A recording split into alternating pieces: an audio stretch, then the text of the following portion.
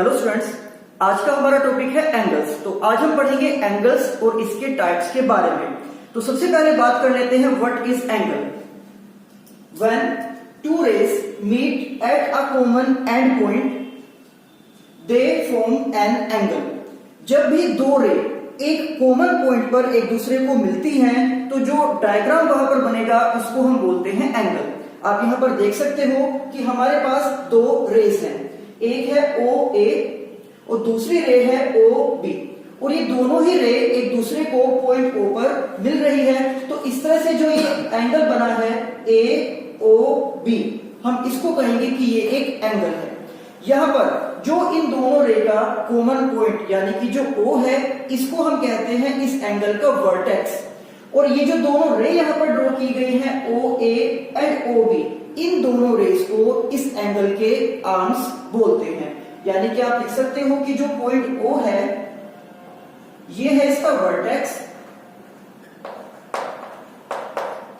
And OA and OB ये दोनों ही इस एंगल के आर्म्स हैं।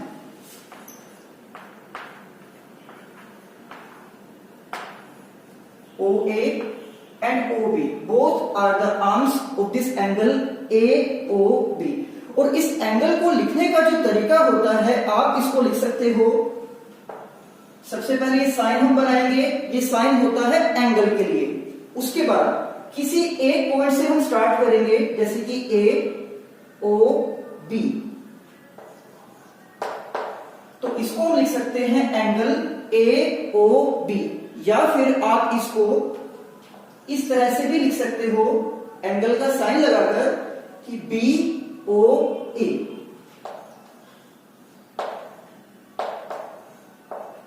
आपको ध्यान ये रखना है कि जो दोनों रेस का कॉमन पॉइंट है यानी कि जो इस एंगल का वर्टेक्स है वो वर्टेक्स हमेशा बीच में ही आना चाहिए। तो आप इस एंगल को AOB या फिर BOA इन दोनों में से किसी भी तरह से लिख सकते हो। तो अब इसके बाद हम बात करते हैं एंगल के टाइप्स के बारे में। तो एंगल को हम मेजर करते हैं हमेशा डिग्री में, यानी कि एंगल को मेजर करने की जो यूनिट होती है उसको हम बोलते हैं डिग्री। तो एंगल को उसके मेजरमेंट के बेसिस पर ही अलग अलग टाइप्स में क्लासिफाई किया जाता है, जिनमें से सबसे पहले आता है जीरो एंगल। जिस एंगल का मेजरमेंट 0 डिग्री होता है उसी को हम जीरो एंगल बोलते हैं। An angle measuring 0 degree, degree को हमेशा इस तरह से लिखेंगे कि जितने भी मेजरमेंट का वो एंगल है उसके ऊपर ये हम छोटा सा डॉट लगा देते हैं या छोटा सा जीरो लगा देते हैं, इसको हम बोलते हैं degree. An angle measuring 0 degree is called a zero angle. जैसे कि अभी मैंने आपको बताया था कि जब भी दो रेस एक कॉमन पॉइंट पर एक दूसरे को मिलती हैं तो वहां पर जो डायग्राम बनेगा, वहां पर जो फिगर बनती है उसको हम बोलते हैं एंगल। तो जैसे कि अगर आपने यहाँ पर एक रे को ड्रॉ किया और ठीक इसी के ऊपर आप एक दूसरी रे को भी ड्रॉ कर देते हो, तो यहाँ पर इन दोनों के बीच में जो एंगल बनेगा उस एंगल का मेजरमेंट हो जाएगा 0 डिग्री और इसी एंगल को हम जीरो एंगल कहते हैं। इसके बाद दूसरा जो टाइप है वो होता है एक्यूट एंगल। तो जिस एंगल का मेजरमेंट 0 डिग्री से 90 डिग्री के बीच में होगा उसको हम बोलते हैं acute angle. An angle whose measure is between 0 degree and 90 degree. जिस एंगल का मेजरमेंट 0 डिग्री से 90 डिग्री के बीच में होगा is called an acute angle. उस एंगल को हम एक्यूट एंगल कहते हैं। जैसे कि यहां पर एक एंगल हमने बनाया है जिसका नाम है AOB, या फिर आप इसको BOA भी कह सकते हो। तो अगर इसका मेजरमेंट 30 डिग्री है और ये आप देख सकते हो कि जो 30 डिग्री है वो 0 डिग्री से 90 डिग्री के बीच में ही होता है, तो इसलिए इस एंगल को यानी कि एंगल AOB जिसका मेजरमेंट 30 डिग्री है इसको हम एक्यूट एंगल कहेंगे। या इससे अलग जैसे कि आपके पास 45 डिग्री या 60 डिग्री या 61 डिग्री या 72 डिग्री मीन्स 0 से 90 डिग्री के बीच में जितने भी एंगल्स आपके आएंगे उन सभी को एक्यूट एंगल बोलते हैं। तो zero angle and acute angle के बाद जो थर्ड टाइप है वो होता है राइट एंगल। जिस एंगल का मेजरमेंट एग्जैक्ट 90 डिग्री के इक्वल हो उस एंगल को राइट एंगल बोलते हैं। An angle whose measure is 90 degree, ना तो वो 90 डिग्री से कम होना चाहिए, ना ही वो 90 डिग्री से ज्यादा होना चाहिए, वो एग्जैक्ट 90 डिग्री के इक्वल होना चाहिए। इस कॉल्ड अ राइट एंगल। तो इस तरह का जो एंगल होगा उसको हम राइट एंगल बोलते हैं।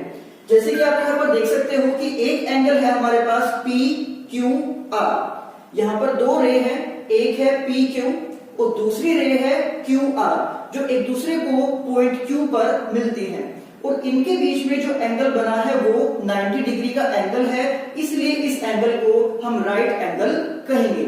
और आपको ये ध्यान रखना है कि राइट एंगल के लिए हमेशा ये वाला सिंबल यूज किया जाता है, जबकि बाकी जो दूसरे एंगल्स होते हैं उनके लिए, जैसे कि अगर मैं यहाँ पर एक एंगल ड्रॉ करता हूं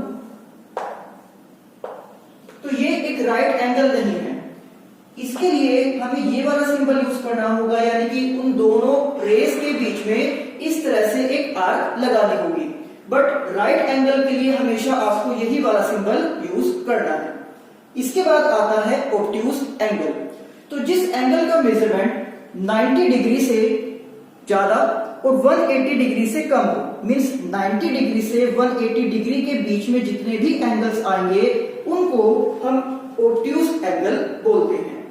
An angle whose measure is between 90 degree and 180 degree, जिस एंगल का मेजरमेंट 90 डिग्री और 180 डिग्री के बीच में होता है उसको हम बोलते हैं ऑब्ट्यूज एंगल। जैसे कि ये एक एंगल यहाँ पर मैंने बनाया है एक्स वाई जेड और इसका मेजरमेंट है 120 डिग्री। आप देख सकते हो कि जो 120 है वो 90 और 180 के बीच में होता है। तो अगर एंगल एक्स वाई जेड का मेजरमेंट 120 डिग्री है, इसलिए हम इसको ऑब्ट्यूज एंगल कहेंगे। या फिर इससे अलग जो दूसरे एंगल जैसे कि 130 डिग्री, 150 डिग्री या 175 डिग्री या 153 डिग्री, यानी कि जो भी एंगल 90 डिग्री से और 180 डिग्री के बीच में होंगे, 90 डिग्री से ज्यादा बट 180 डिग्री से कम, उनको ऑब्ट्यूज एंगल कहा जाता है। तो फिफ्थ नंबर पे आता है हमारा स्ट्रेट एंगल। जिस एंगल का मेजरमेंट एग्जैक्ट 180 डिग्री के इक्वल होगा उसको हम स्ट्रेट एंगल बोलते हैं। जैसे कि जिस एंगल का मेजरमेंट एग्जैक्ट 90 डिग्री के इक्वल था उसको हमने कहा था राइट एंगल। ठीक ऐसे ही जिस एंगल का मेजरमेंट एग्जैक्ट 180 डिग्री के इक्वल हो, मींस ना तो 180 डिग्री से कम और ना ही 180 डिग्री से ज्यादा, तो उस एंगल को हम कहेंगे स्ट्रेट एंगल। आप यहां पर लिख सकते हैं an angle whose measure is 180 degree, यानी कि जिस एंगल का मेजरमेंट एग्जैक्ट 180 डिग्री के इक्वल हो is called a straight angle. जैसे कि आप यहाँ पर देख सकते हो कि दो रेज हमारे पास हैं, एक है OM और दूसरी रे है ON, और ये दोनों ही रे एकदम अपोजिट डायरेक्शन में हैं। तो इन दोनों के बीच में जो एंगल बन रहा है वो 180 डिग्री का एंगल है और इसी को हम स्ट्रेट एंगल बोलते हैं। इसके बाद जो 6 नंबर पे हमारा एंगल है उसको हम कहते हैं reflex angle.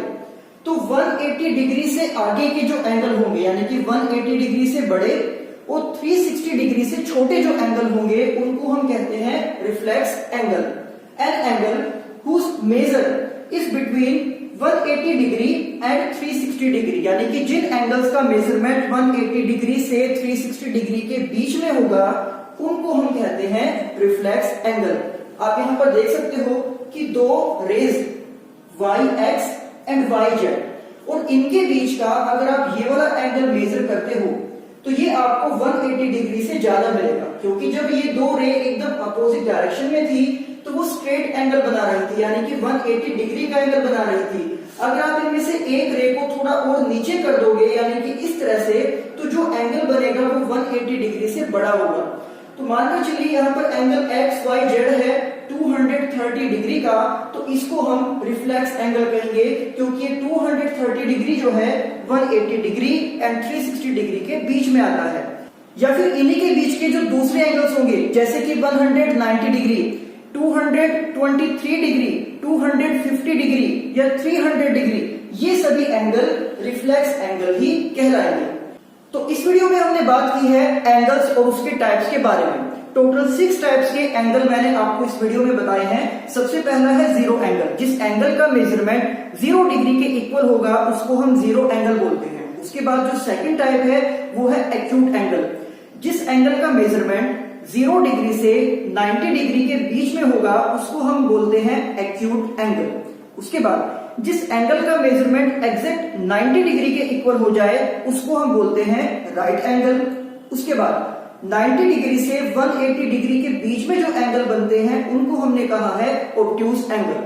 And obtuse angle के बाद हमने बात की है स्ट्रेट एंगल के बारे में कि जिस एंगल का मेजरमेंट एग्जैक्ट 180 डिग्री के इक्वल होगा उसको हम स्ट्रेट एंगल बोलते हैं। और सबसे लास्ट में हमने पढ़ा है रिफ्लेक्स एंगल के बारे में कि जिस एंगल का मेजरमेंट 180 डिग्री से ज्यादा और 360 डिग्री से कम हो, यानी कि 180 डिग्री से 360 डिग्री के बीच में जो एंगल्स होते हैं उनको हम बोलते हैं रिफ्लेक्स एंगल।